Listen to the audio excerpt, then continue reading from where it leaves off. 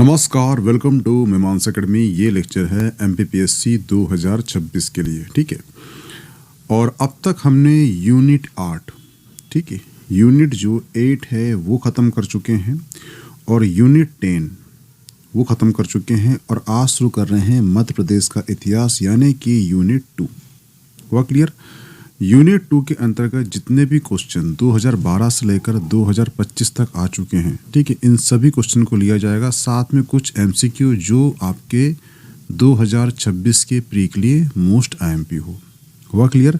तो please lecture watch करना। आज हम करने वाले हैं मध्य प्रदेश का इतिहास, जिसके अंतर्गत प्राग ऐतिहासिक काल और आदि ऐतिहासिक काल आज हम समाप्त कर देंगे। इससे जितने भी क्वेश्चन अब तक आए हैं वो और जितने क्वेश्चन यहाँ से बन सकते हैं वो तीनों इसमें इंक्लूड किया जाएगा। हुआ क्लियर? तो प्लीज़ लेक्चर वॉच करना। होमो इरेक्टस का कंकाल कहाँ से प्राप्त हुआ है? तो जो होमो इरेक्टस का कंकाल है ये हथनोरा से प्राप्त हुआ है। ये क्वेश्चन क्यों इम्पोर्टेंट है? क्योंकि यहाँ से एशिया का पहला मानव जीवाश्म मिला है, यानी कि मानव यहाँ पे रहता रहा होगा, इसलिए यहाँ से क्या मिला है? इसका ही कंकाल मिला है। कहाँ से? हथनोरा से मिला है। और जो होमो इरेक्टस है ये कौन है? तो ये पेलोस्टीन काल के मनुष्य की प्रजाति थी। हुआ क्लियर? यहाँ से क्वेश्चन करेगा आपसे कि जो हथनोरा है ये कहाँ पर है? तो ध्यान रखना, नर्मदा जो घाटी है, ठीक है, यहाँ पर जिला है एक सीहोर। हुआ क्लियर? और सीहोर में अवस्थित है हथनोरा और हथनोरा से एक कंकाल मिला है। किसका? वो मिला है होमो इरेक्टस का। हुआ क्लियर? तो इसका आंसर हो जाएगा ऑप्शन ए, ध्यान रखना, ठीक है। सेकंड क्वेश्चन करेगा यहाँ से कि जो हथनोरा से मानव कंकाल मिले हैं इसकी खोज किसने की है?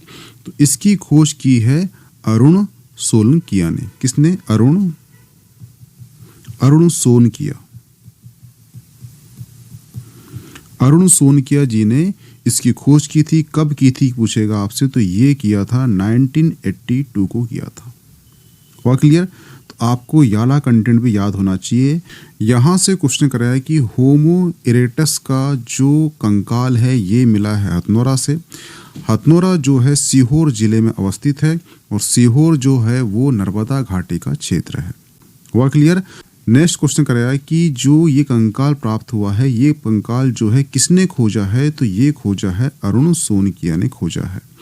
कब खोजा है पूछेगा आपसे, तो वो खोजा है 1982 में खोजा है।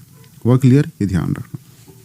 भीम बेटिका की खोज किसने की थी? तो भीम बेटिका की खोज की थी किसने? डॉक्टर विष्णुधर वाकागर ने की थी। इसका आंसर हो जाएगा सी। ये ध्यान रखना कि मैं अभी एक सीरीज ला रहा हूँ शॉर्ट में, ठीक है। जितने क्वेश्चन अब तक मध्य प्रदेश पीएससी ने कर चुका है इन सभी क्वेश्चनों का मैं ला रहा हूँ शॉर्ट, ठीक है। जो क्वेश्चन आ चुके हैं उसके बारे में तो हम बात करेंगे, परंतु उसी टॉपिक से, उस कंटेंट से जितने क्वेश्चन और बन सकते हैं उन सभी के फैक्ट को वहाँ पे इंक्लूड किया जा रहा है। जैसे कल मैंने बताया था ऋग्वेद, तो ऋग्वेद से क्वेश्चन कर चुका है, 24 में कर चुका है, तो ऋग्वेद से कितने क्वेश्चन और बन सकते हैं, ठीक है। ये सभी जो कंटेंट है, जो फैक्ट है, उसको वहाँ मैंने करा है इंक्लूड। तो एक बार उन जो शॉर्ट को देख लेना आप, ठीक है, ताकि एग्जाम में आता है तो आपसे वो हल हो जाए, ठीक है। और ये जो फैक्ट है आपको 2 मार्कर में काम आएंगे और ये फैक्ट जो आपको 7 और 11 मार्क में काम आएंगे, ठीक है। तो यहाँ से क्वेश्चन करेगा आपसे कि भीम बेटिका को किसने किया है? तो वो किया है विष्णुधर वाकागर ने किया है। लेकिन सवाल उठता है कि जो भीम बेटिका है ये इतनी प्रसिद्ध क्यों है? तो प्रसिद्ध इसलिए है क्योंकि यहाँ से मिले हैं शैलाश्रय, यानी कि जो पत्थर है वहाँ पे मिला है आदि मानव द्वारा चित्रकारिता मिली है, ठीक है। और उसमें 16 प्रकार के रंगों का यूज किया गया था। तो इसका मतलब क्या है? इसका मतलब ये है कि उस समय का मानव जो है उसका बौद्धिक विकास इतना हो चुका था कि वो रंगों का उपयोग कर रहा था चित्रकारिता में। हुआ क्लियर? दूसरी चीज क्या है? भीम बेटिका का संबंध जो है ये तीनों काल से, पूरा पाषाण काल, मध्य पाषाण काल और नवपाषाण काल से संबंध है। ये तीनों काल क्या है? तीनों काल कुछ नहीं है, वो एक ही काल है। ये समझ जाना कि जो पाषाण काल था उसमें सिर्फ मानव पत्थर का ही यूज कर रहा था, तो वो कहलाया पाषाण काल। फिर मध्य पाषाण काल, जहाँ पे मानव ने पाषाण के साथ साथ पत्थर के साथ साथ कुछ और चीज अपने जीवन में उपयोग लाना शुरू कर दिया, उसे कहा गया मध्य पाषाण काल। लेकिन जहां पर मानव ने अग्नि का आविष्कार कर लिया, ठीक है, अपने जीवन को और कर लिया सरल वस्तुओं के द्वारा, ठीक है, मशीन बना लिया यानी हैंडल्स बना लिया, तो उसे कहा गया नव पाषाण काल। हुआ क्लियर?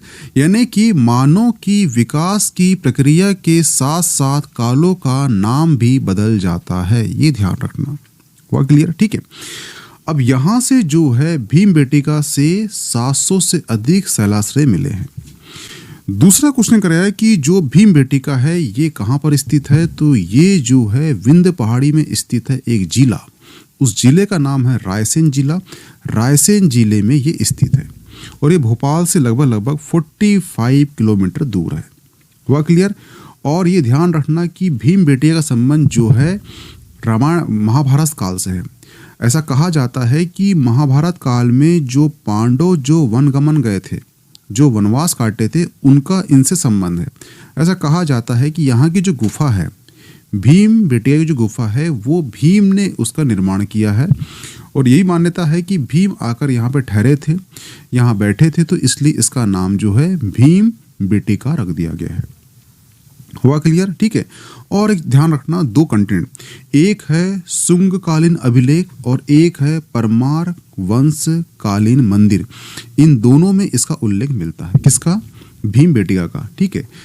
और ये ध्यान रखना, सबसे मोस्ट आईएमपी, 1990 में इसे राष्ट्रीय महत्व का स्थल घोषित कर दिया गया है। और उसके बाद ये कंटेंट ध्यान रखना, 2003 में इसे यूनेस्को विश्व विरासत स्थल घोषित कर दिया गया है। तो ये दोनों कंटेंट आपको याद होना चाहिए। हुआ क्लियर? और ये ध्यान रखना कि जो विष्णुधर है, इन्होंने भीमबेटका की खोज की थी 1957 से 58 के मध्य की थी। ठीक है।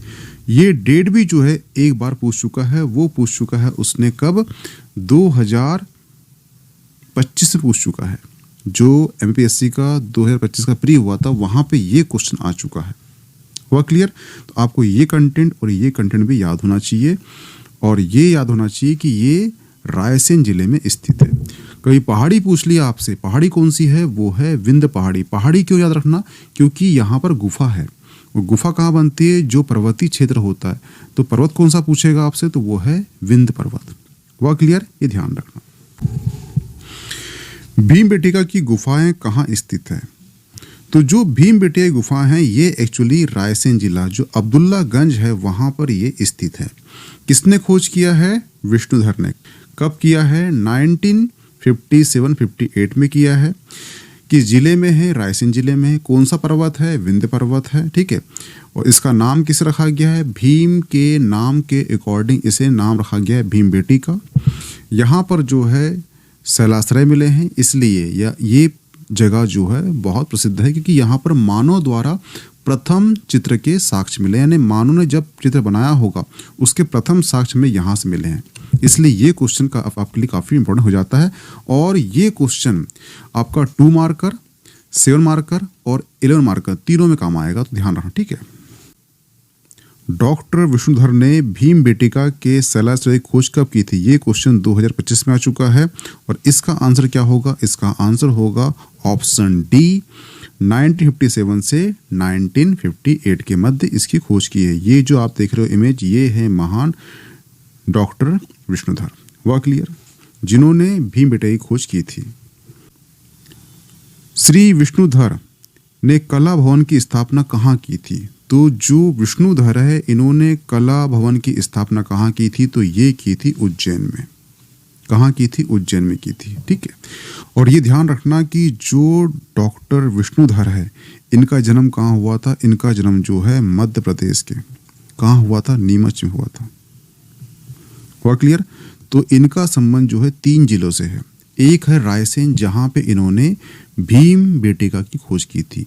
दूसरा, इन्होंने कला भवन की स्थापना की थी, कहाँ पर? उज्जैन में। तीसरा, इनका जन्म कहाँ हुआ है? मध्य प्रदेश के नीमच में हुआ है। हुआ क्लियर? और इन्हें जो है 1975 1975 में इन्हें पद्मश्री से सम्मानित किया जा चुका है। वह क्लियर, ये ध्यान रखना। डॉक्टर विष्णुधर राष्ट्रीय सम्मान किस क्षेत्र में दिया जाता है? सिंपल सी बात है, जो इतिहास और पुरातत्व के क्षेत्र में काम करेगा उसे दिया जाएगा। ऑप्शन सी सही हो जाएगा। वह क्लियर। मनुआ भान टेकरी से उनके लघु पाषाण उपकरण एकत्रित किए गए हैं। मनुआ भान टेकरी मध्य प्रदेश के किस जिले में स्थित है? तो ये आप देख रहे हो, ये है टेकरी मनुआ भान, और ये कहाँ पर स्थित है? ये है भोपाल में, जो मध्य प्रदेश की राजधानी थी। तो इसका आंसर हो जाएगा ऑप्शन डी। कभी क्वेश्चन कर लिया आपसे कि आधुनिक भोपाल का जनक कौन है, तो उसका नाम है दोस्त मोहम्मद खान ने आधुनिक भोपाल का निर्माण किया था, इसलिए आधुनिक भोपाल का जनक के रूप में जाना जाता है दोस्त मोहम्मद खान को। वह क्लियर, ये ध्यान रखना। कौन सा ताम्र पाषाणकालीन स्थल है जिसे वराहमीर का जन्म स्थल माना जाता है? तो मध्य प्रदेश में जो ताम्र पाषाणकालीन स्थल है कायथा, जिसे वराहमीर की जन्म स्थली माना जाता है। वराहमीर कौन है? तो ये एक ज्योतिषी और खगोल शास्त्री थे। वह क्लियर। और इनका जन्म का जो साल है वो लगभग 500 से 505 ईस्वी पूर्व के आसपास किया गया है, संभावना है। ठीक है, इनका जो जन्म हुआ था वो उज्जैन के निकट गांव है वो है कायथा में हुआ था। ठीक है, और जो ये इनका पेशा क्या था, ये थे ज्योतिषी और खगोल शास्त्री थे। इनकी रचनाएं याद रखना, वो है पंच सिद्धांतिका, बृहत संहिता और बृहज्जातक। ठीक है, तो ये रचनाएं तीनों आपको याद होना चाहिए। ये क्वेश्चन कई बार कर चुका है कि पंचसिद्धिका किसकी पुस्तक है, बृहत संहिता किसकी पुस्तक है, तो ये याद होना चाहिए। ये वराहमीर की पुस्तक है, जिनका जन्म कहाँ हुआ था? कायथा में हुआ था। वह क्लियर, ये ध्यान रखना। ठीक है, बृहत संहिता के लेखक कौन है? तो इसके बारे में जान चुके हैं, हम पढ़ चुके हैं कि बृहत संहिता के जो लेखक हैं वो कौन है? वराहमीर है। तो इनकी जो 3 पुस्तक याद होना चाहिए आपको, एक है बृहत संहिता, दूसरी है बृहज्जातक और तीसरी है पंच सिद्धांतिका। वह क्लियर, ध्यान रखना। कौन सा ताम्र पाषाणकालीन पुरास्थल मध्य प्रदेश में नहीं है? क्या बोला यहाँ पर? नहीं है। ठीक है, तो आवरा एमपी में है। इसके बारे में आगे पढ़ेंगे हम, क्योंकि आगे हम जो है आवरा, एरन, नावदा टोली, ठीक है, ये सभी के बारे में हम डिस्कस करेंगे आगे।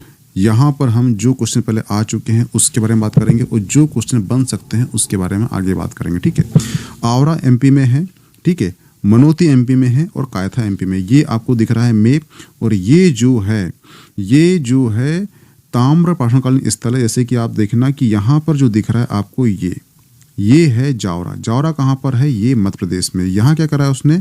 कौन सा नहीं है बोला, तो ये जो है कहाँ पर है? ये मध्य प्रदेश में है, इसलिए इसका आंसर ऑप्शन बी हो जाएगा। वह क्लियर, ध्यान रखना। मालवा की ताम्र पाषाणकालीन संस्कृति का प्रमुख स्थल नावदा टोली का उत्खनन किसने किया था? तो ये किसने किया था? इसका आंसर है ऑप्शन बी, HD सांकलिया ने किया था। मालवा की ताम्रपाषाण संस्कृति का उत्खनन, जिसमें नावदा टोली आता है। ठीक है, तो नावदा टोली क्या है हम आगे पढ़ेंगे। अभी जान लीजिए कि नावदा टोली का जो क्वेश्चन आ चुका है असिस्टेंट प्रोफेसर 2025 के फेस 1 में, तो ये क्वेश्चन करा है कि नावदा टोली का जो उत्खनन किसने किया है? वो HD सांकलिया ने किया है। वह क्लियर। निम्नलिखित में से कौन सा सही नहीं है बोला? क्या बोला? कौन सा सही नहीं है निकालना। ठीक है, तो जो महेश्वर है ये HD सांकलिया, ये सही है। नागदा, ये भी सही है। नावदा टोली ये एक्चुअली गलत है, क्योंकि नावदा टोली हमने जस्ट पढ़ चुका है कि नावदा टोली का जो उत्खनन है वो एक्चुअली HD सांकलिया ने किया है। तो इसका आंसर हो जाएगा ऑप्शन डी, क्योंकि ऑप्शन सी, क्योंकि इसने बोला है कौन सा नहीं है। ठीक है, एरन KD वाजपेयी, ये भी सही है। कौन सा ताम्र पाषाणकालीन स्थल मध्य प्रदेश में नहीं है? ठीक है, तो कायथा हम पढ़ चुके हैं, एरन आप जानते हो है। ठीक है, नावदा टोली ये भी है, पर इनाम गांव कहाँ पर है? तो इनाम गांव जो है ये मध्य प्रदेश में नहीं है, ये एक्चुअली कहाँ पर है? महाराष्ट्र साइड है। तो ऑप्शन डी सही हो जाएगा। ठीक है, जारवे और इनाम गांव ये दोनों ही महाराष्ट्र के स्थल है, एमपी में इसका कोई स्थान नहीं है। चतुर्भुज नाला प्राग ऐतिहासिक शैल चित्र स्थल किस जिले में स्थित है? तो ये है मंदसौर में। ऑप्शन सी सही हो जाएगा। चतुर्भुज नाला प्राग ऐतिहासिक शैल चित्र स्थल मंदसौर जिले में स्थित है। यह स्थल भानपुरा के पास गांधी सागर वन्य जीव अभयारण्य के क्षेत्र में है। हुआ क्लियर? ये कंटेंट आपको याद होना चाहिए। मध्य प्रदेश में पूर्व पाषाणकालीन युग के साक्ष्य किस क्षेत्र से प्राप्त नहीं हुए हैं? क्या बोला है उसने? नहीं हुए हैं। ठीक है, नर्मदा से है, आदमगढ़ से है, पचमढ़ी से है, नरवर क्षेत्र से नहीं है। इसका आंसर क्या हो जाएगा? Option B. हथनोरा से प्राप्त नर्मदा मैन की खोज निम्नलिखित में से किस पुरातत्ववेत्ता द्वारा की गई है?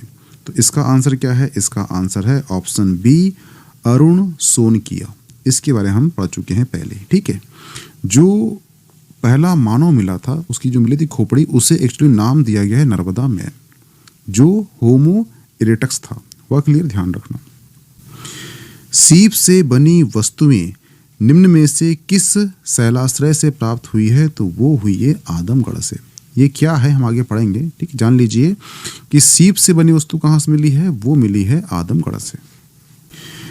नेवरी गुफा मनुआ भान टेकरी वर्तमान में किस जिले में स्थित है? इसका आंसर आप कमेंट बॉक्स में करना है कि ये आंसर जो है, ये क्वेश्चन जो है दोबारा आ चुका है।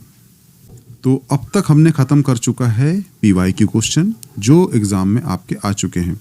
और अब हम जो पढ़ने वाले हैं वो ये क्वेश्चन पढ़ने वाले हैं कि कौन से क्वेश्चन आपसे यहाँ से बन सकते हैं। ठीक है, ताकि 2026 में आप एग्जाम देने जाओ तो वहाँ से इस टॉपिक से आपसे कोई भी क्वेश्चन ना छूटे।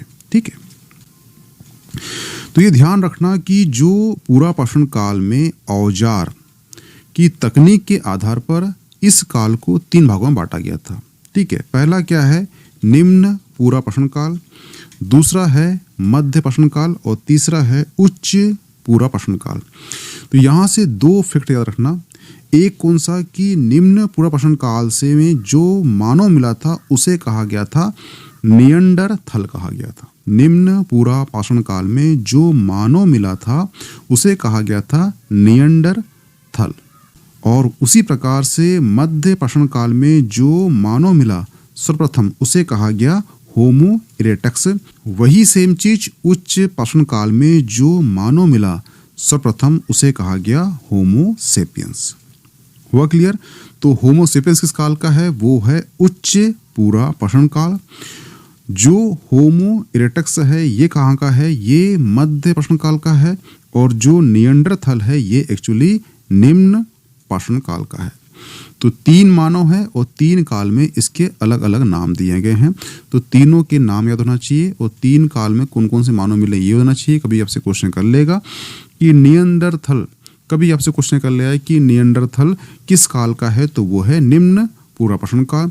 कभी क्वेश्चन कर लेगा आपसे होमो इरेक्टस किस काल का है? तो वो है मध्य पाषाण काल।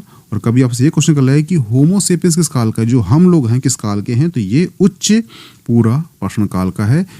होमो सेपियंस का मतलब है कि मानव का बौद्धिक विकास इतना हो चुका था कि वो सोच समझ सकता था।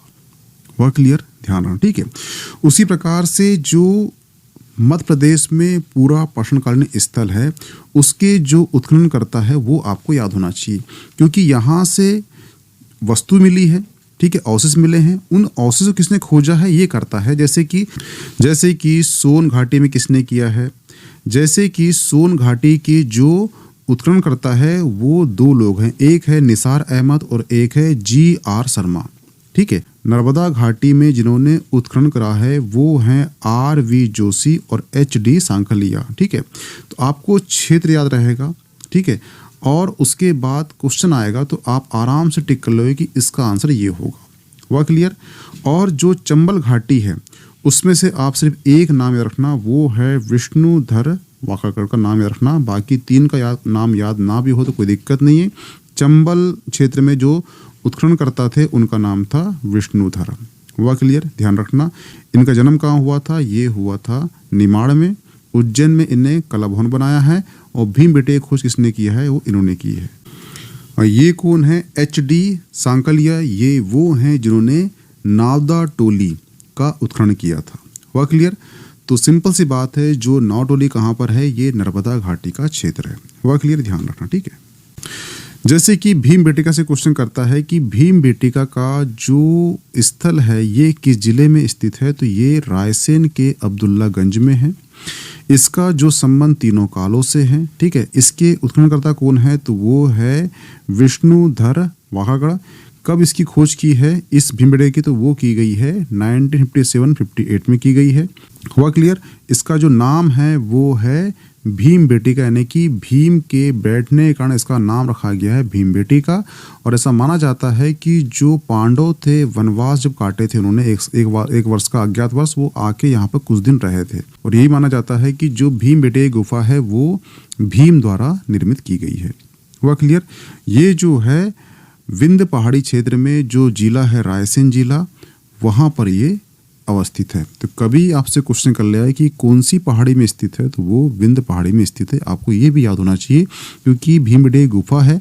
गुफा कहाँ होती है? पहाड़ी में होती है। पहाड़ी कौन सी है? तो विंध्य पहाड़ी। जिला कौन सा है? रायसेन। जगह कौन सी है? अब्दुल्लागंज।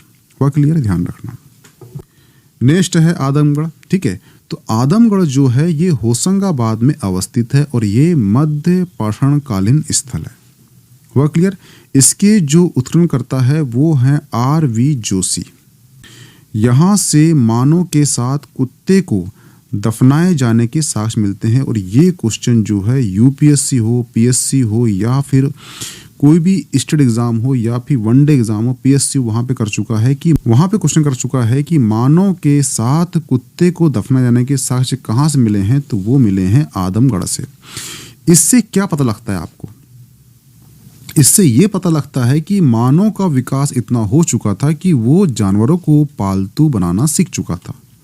हुआ क्लियर? इसलिए ये क्वेश्चन आपके लिए मोस्ट IMP हो जाता है। आप पहले जानना कि ये क्यों पूछा है।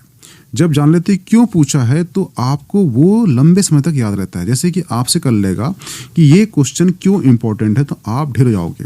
ये क्वेश्चन इसलिए इंपॉर्टेंट है क्योंकि मानव का बौद्धिक विकास इतना हो चुका था कि वो अपने आवश्यकता के अकॉर्डिंग जानवरों को पालतू बनाना सीख चुका था। हुआ क्लियर? इसलिए ये क्वेश्चन वहां से किया है। कौन जगह है? तो वो है आदमगढ़। हुआ क्लियर? राजस्थान में बागोर की तरह भारत में पशुपालन की प्राचीनतम साक्ष्य की प्राप्ति हुई थी यहाँ से। हुआ क्लियर? तो यहाँ से आपको 3 कंटेंट याद होना चाहिए। पहला कौन सा? किस जिले में है, कौन है और क्या मिला है। हुआ क्लियर? ध्यान रखना। मध्य प्रदेश में 9 पाषाणकालीन स्थल, ठीक है। तो ध्यान रखना जो मध्य प्रदेश है यहाँ पर एरण, भेड़ाघाट, तिलवारा घाट, लमेटा घाट, मामा भांजा शैलाश्रय, सोहन घाटी, बनास, संग्रामपुर, भोपाल में नवेरी, श्यामला हिल्स, ये सभी जो है 9 पाषाणकालीन स्थल है। तो आपको यहाँ से याद होना चाहिए कौन सा? याला पॉइंट। एरण कहाँ पर है? सागर में है। भेड़ाघाट, लमेटा घाट और तिलवाड़ा घाट कहाँ पर है? ये जबलपुर में है। मामा भांजा जो शैलाश्रय है ये क्वेश्चन कर चुका है, कहाँ पर है? तो ये पचमढ़ी में है, ठीक है। इतने आपको फैक्ट याद होना चाहिए। श्यामला हिल्स कहाँ पर है? तो ये भोपाल में है। तो ये सभी जो कंटेंट है ये एग्जाम पॉइंट ऑफ से मोस्ट IMP है। तो ये सारे कंटेंट आपको याद होना चाहिए विथ जिले वाइज, यानी कि किस जिले में कौन सा स्थान पड़ता है, ठीक है। मध्य प्रदेश में ताम्र पाषाणकालीन स्थल, तो मध्य प्रदेश में ताम्र पाषाणकालीन स्थल है वो याद रखना। एक है कायथा, नावदटोली, नागदा, एरण, बेसनगर और आवरा। तो ये जो स्थल है इसे हम सिंगल डिस्कस कर लेते हैं ताकि एग्जाम में यहाँ से क्वेश्चन उठते हैं तो बनना चाहिए आपसे, ठीक है। जैसे कि कायथा जो है आपका 2 मार्कर ही बन सकता है। जैसे कायथा जो है ये कहाँ पर है? तो ये उज्जैन के समीप है, ठीक है। और ये जो है काली सिंध नदी के किनारे अवस्थित है। और ये क्या है? तो ये एक ताम्र पाषाणकालीन स्थल है। इसकी खोज किसने की थी? इसकी खोज की थी विष्णुधर वाघागड़ ने की थी। हुआ क्लियर? इसकी विशेषता क्या है? इसकी विशेषता ये है कि ये जो है मध्य प्रदेश की प्रथम जो है ताम्र पाषाणकालीन स्थली है। आपसे क्वेश्चन कराया कि मध्य प्रदेश की प्रथम ताम्र पाषाणकालीन बस्ती कौन सी है, तो वो है कायथा। वह क्लियर, ये ध्यान रखना, ठीक है। यहाँ से जो है तांबे की चूड़ी, बर्तन, कुल्हाड़ी, तांबे व पत्थर से निर्मित जो छैनी है वो प्राप्त हुई है। कहाँ से, कायथा से। और कायथा जो है वराहमिहिर की जन्मस्थली है, जिसके बारे में हम पहले पढ़ चुके हैं। नावदा टोली जो है ये मध्य प्रदेश के ताम्र पाषाणकालीन स्थल है। कभी ये क्वेश्चन कर लिया कि नावदा टोली कहाँ पर है, तो ये महेश्वर में स्थित है, खरगोन के महेश्वर में स्थित है। कहाँ पर, खरगोन, खरगोन के महेश्वर में स्थित है। वह क्लियर। इसके जो उत्खननकर्ता कौन है, ये क्वेश्चन मध्य प्रदेश पीएससी कर चुका है। इसके जो उत्खननकर्ता है वो हैं एच.डी. सांकलिया। सांकलिया जो है इसके उत्खननकर्ता है। एच मीन्स होता है हसमुख और डी मतलब होता है धीरज लाल। और सांकलिया ने इसकी खोज की थी नावरुले की। वह क्लियर। और ये कहाँ पर है, ये खरगोन के महेश्वर में स्थित है। वह क्लियर। नागदा जो है ये मध्य प्रदेश के ताम्र पाषाणकालीन स्थल है। और जो नागदा है ये एक्चुअली उज्जैन में चंबल नदी किनारे अवस्थित है। और ये ध्यान रखना कि इसके जो उत्खननकर्ता है वो है अमृत पांडे द्वारा इसका उत्खनन का कार्य किया गया था। एरण जो है ये मध्य प्रदेश का ताम्र पाषाणकालीन स्थल है। जो एरण है, ये ध्यान रखना कि एरण जो है ये नदी कौन सी, बीना नदी, बीना नदी के किनारे अवस्थित है। और इसका जो ओल्ड नाम था जो वो था एरीकेण। एरीकेण इसका क्या था, प्राचीन नाम था, ठीक है। इसके जो उत्खननकर्ता थे वो थे कृष्ण दत्त बाजपेयी। हुआ क्लियर। और ये भी ध्यान रखना कि एरण वो स्थल है जहां से हमें साक्ष्य मिले, किसके, सती प्रथा के साक्ष्य मिले हमें यहाँ से, ठीक है। 510 में गोपराज की जो पत्नी थी वो यहाँ पर सती हुई थी, उसके साक्ष्य में यहाँ से मिलते हैं, कहाँ से, एरण से, ठीक है। और एरण क्या है, ये मध्य प्रदेश का एक ताम्र पाषाणकालीन स्थल है, ये भी ध्यान रखना। बेसनगर क्या है, तो बेसनगर जो है मध्य प्रदेश का ताम्र पाषाणकालीन स्थल है। और बेसनगर जो है इसका जो ओल्ड नाम है वो है भेलसा या बेसनगर। और ये जो है विदिशा में बेतवा नदी किनारे स्थित है। कहाँ पर, विदिशा जिला के बेतवा नदी किनारे स्थित है। कभी क्वेश्चन आपसे कोई कर लिया कि जो बेसनगर है ये कहाँ पर है, तो ये विदिशा के बेतवा नदी किनारे स्थित है। वह क्लियर। और इसके जो खोज करता है वो कौन है, तो वो D.R. भंडारकर इसके क्या है, खोज करता है। वह क्लियर, ध्यान रखना। और इसका संबंध जो है बेसनगर संबंध किस से है, तो वो है नव पाषाण काल और ताम्र पाषाण काल, दोनों जो काल से बेसनगर का संबंध है। वह क्लियर, ये ध्यान रखना। जो आवरा है ये मध्य प्रदेश का ताम्र पाषाणकालीन स्थल है। और जो आवरा है ये एक्चुअली जो है मंदसौर जिले में स्थित है। मंदसौर जिले में स्थित है। तो कभी क्वेश्चन आपसे आया है कि आवरा कहाँ पर है, तो ये मंदसौर जिले में एक स्थित एक ताम्र पाषाणकालीन स्थल है, ये ध्यान रखना, ठीक है। और यहाँ से हमें कहाँ से, आवरा से हमें एक साक्ष्य मिला है, वो मिला है रोम सभ्यता के संपर्क के साक्ष्य मिले हैं आपसे। कभी ये क्वेश्चन कर लिया है कि मध्य प्रदेश का ऐसा कौन सा स्थल है जहां से हमें रोम सभ्यता के साक्ष्य मिले हैं, तो वो है आवरा।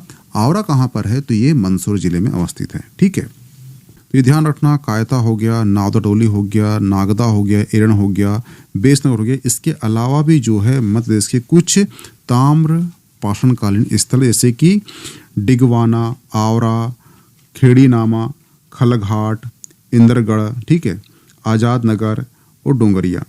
तो आपको यहाँ से ओनली याद होना चाहिए, ये होना चाहिए डिगवाना एक, ठीक है, आवरा 2 और डोंगरिया कहाँ पर, बालाघाट में। तो क्वेश्चन आप सिंपल सा आएगा कि डिगवाना किस जिले में है, तो उज्जैन में है। डोंगरिया कहाँ पर है, तो वो बालाघाट में। बालाघाट में डोंगरिया है, ये मिला है क्या है, ताम्र पाषाणकालीन स्थल है। तो ध्यान रखना, यहाँ पर मध्य प्रदेश के प्राग ऐतिहासिक काल और आदि ऐतिहासिक काल के जितने PYQ थे और जितने क्वेश्चन यहाँ से बन सकते हैं वो सभी पर हमने डिस्कस कर चुका है। इसकी PDF मिल जाएगी आपको मीमांस एकेडमी के टेलीग्राम ग्रुप में। प्लीज ज्वाइन कर लीजिए। ओके थैंक्स, मिलते हैं नेक्स्ट टॉपिक में।